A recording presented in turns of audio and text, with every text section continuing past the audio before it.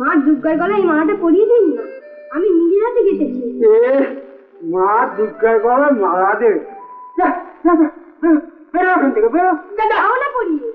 মা এদিকে শুনুন, তুমি এক কাজ করো, ওই বটতলায় যে শিব মন্দিরটা আছে ওখানে গিয়ে শিব ঠাকুরের গলায় মালাটা পরিয়ে দিয়ে এসো।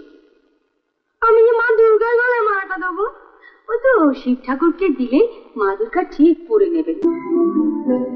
হে শিব ঠাকুর, তুমি খুব ভালো, এই নাও মালা নাও।